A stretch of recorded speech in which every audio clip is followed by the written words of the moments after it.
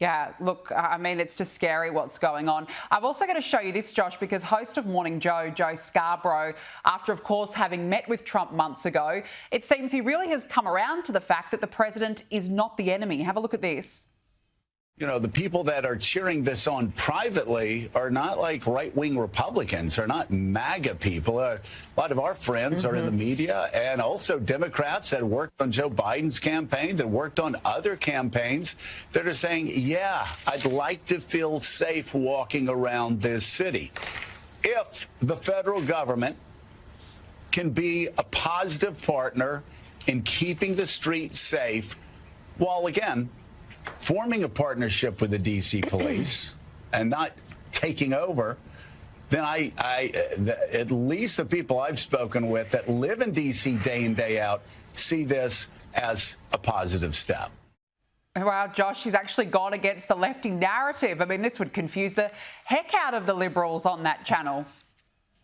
Yeah, it's really incredible. I mean, this is the program Morning Joe with Joe and Mika that MSNBC actually pulled off the air the morning after the 2024 presidential election because they were so afraid of the meltdowns that would be on air.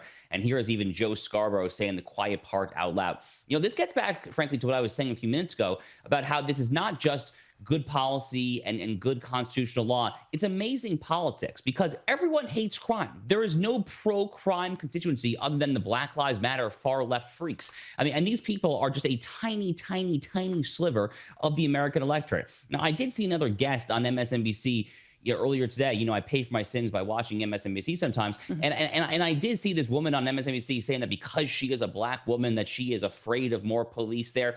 That is a tiny, tiny, tiny minority viewpoint. You know, here in American politics, we talk about the swing voters, the suburban mothers, people like that there. If there's one issue I think above all that motivates them, it is crime and public safety. Immigration, illegal immigration ties into the crime public safety issue a little bit there, but this is amazing politics there. And Donald Trump has a unique generational opportunity, I think. If the feds are really going to do this, and so far the very preliminary results are looking pretty good. If they're really going to do this, he has a generational opportunity, I think, to disprove the various fallacies of left-wing criminal justice movements, anti-police movements, anti-incarceration movements going back 25, 30 years. He can finally, once and for all, I think, put the defund the police crowd, the defund the prisons crowd, I think, completely out of our political realm there. I'm rooting for him. I hope he succeeds. Yeah, look, absolutely. We'll be watching this one closely. Now, this next one is going to be huge. The White House is set to host a UFC event next year as part of July 4 celebrations to mark the 250th anniversary of the country's founding. Here is UFC boss Dana White. It is definitely going to happen. I talked to him last night, him being the president, and I'm flying out there at the end of this month, and I'm going to sit down and walk him through, you know, all the plans and the renderings, and we're going to start deciding what he wants and doesn't want. But yeah, it's definitely going to happen. Josh, this is going to be huge. Yeah, you know, Dana White is about as MAGA as it gets, right? So I mean, the personnel definitely fits. You know, Donald Trump has a very long history of being involved in mixed martial arts, boxing, wrestling. I mean, this goes back to Donald Trump's days as kind of a figure of the New York tabloids in the 1980s, 1990s there. So it's very fitting that he would do this. Frankly, now that I think about it out loud, it's kind of funny that he never actually did this during his first term. So, you know, better late than never, I guess, to an extent.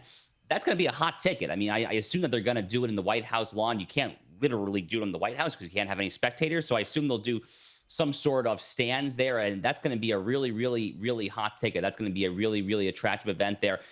This July 4th coming up next year, which is going to be the 250th anniversary of the founding of our country. It's going to be a celebration like none other. And, you know, I kind of shudder at the thought. What if Kamala Harris had won? What if Kamala Harris had won? And on the 250th anniversary of the founding of the United States of America, we'd be talking about how our country was founded with white guilt, with the original sin of slavery. It was conceived in bigotry and hatred and homophobia, transphobia, blah, blah, blah, blah, blah. And then on the other hand, we're just going to have an absolute banger of a fireworks show. We're getting ready to host the Olympic Games in Los Angeles in a few years. And then on July 4th, we're going to have a UFC fight to top it off. I mean, that's the America that I want. That's the Donald Trump. That's the America, frankly, that I voted for. I think that's what most Americans want as well. Oh, look, absolutely. America is back. And I tell you what, that celebration next year is going to be one for the ages. You can tell already. Now, look, US stocks have hit a record high as inflation holds steady over in the States at 2.7% in July, despite Trump's tariffs. Here's a breakdown. When you look at the key categories that we always look at, energy, food, and shelter, energy fell by 1.1%. That was largely driven because of gas prices falling in the month of July by 2.2%. Look at that food. I mean, this is where people spend their money, right? Food every single day. Food flat, 0%, and actually down at the grocery store. Josh, what do these latest figures suggest? Yeah, CNN, I presume that they would have liked to have seen a massive spike there to therefore blame it on Donald Trump and his tariff policy.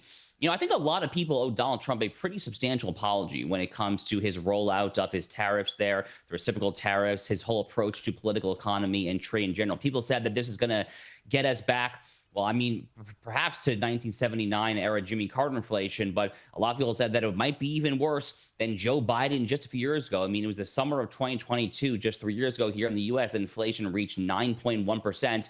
People were saying that Donald Trump is going to get dangerously close to that. And what do you know? Nothing happened. A total, absolute nothing burger. And by the way, it's not just inflation that is being totally constant. Trump is bringing in historical revenue to the U.S. Treasury when it comes to the actual revenue from these tariffs as well there. Because most presidents have kind of shied away from tariff policy in recent decades. Donald Trump's bringing it back. He's getting in more revenue without seeing much of an effect, if at all, when it comes to inflation. The stock market is soaring there. It's almost as if the billionaire guy who has run the Trump organization for 30, 40 years kind of sort of maybe knows what he's doing when it comes to managing the economy. And it would have been really, really nice to have seen, in retrospect, a little bit more humility on the part of the talking heads on left-wing cable news networks when they were confidently predicting with a very high degree of certainty that Donald Trump would crash the economy, when we now know it to simply not be the case.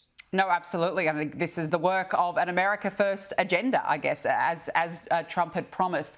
Now, the Ukrainian President Volodymyr Zelensky has been excluded from peace talks between Donald Trump and Vladimir Putin on Friday, and now we know why. The White House press secretary Caroline Leavitt confirmed it's because the Russian leader extended the invitation to meet. So, Josh, basically it was because this meeting was at the request of Putin himself. How will this work in Trump's favour in being able to really suss out whether Vladimir Putin is serious or not about ending this war? Well, it strikes me, first of all, as a little petty on behalf of Volodymyr Zelensky that he's saying no, effectively simply because this was Putin's idea in the first place. I mean, who cares, frankly, whose idea it was?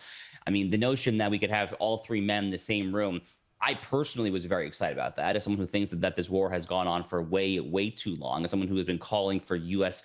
statesmanship and diplomacy to try to find a viable off-ramp, I was hoping that Zelensky and Putin would finally, once for all, get in the same room. So I guess that will wait for another day. Look, Trump has really amped up the rhetoric against Vladimir Putin over the past couple of months. He has had a mixed record historically when it comes to Russia. Some people said he's been a little too friendly rhetorically. The policy has actually always been consistent. He's been very tough on Russia, really going back to his first term. And now the rhetoric is really kind of fully matching the policy as well there. I don't think Putin's going to be particularly receptive there. So it'll be very interesting to see if Trump can actually try to finagle him and actually try to get him to make some sort of concessions there. The basic roadmap for what a deal in Russia-Ukraine, what it actually looks like, to me, I think it's pretty common sense. It's going to require painful concessions on both parties. This is where leaders come in. I mean, this is the ultimate kind of deal here. Trump literally wrote the art of the deal here. He's had amazing success, by the way, on the world stage already. We had this recent Armenia-Azerbaijan peace deal at the White House just last Friday. There was Congo and Rwanda, India and Pakistan, Israel and Iran after the 12-day war. On and on we go. He's had an amazing, amazing run of diplomatic successes trying to foster and secure peace in a very turbulent part of the world there. We'll see if he can do this big deal with Russia and Ukraine, but I definitely would not discount the possibility of it.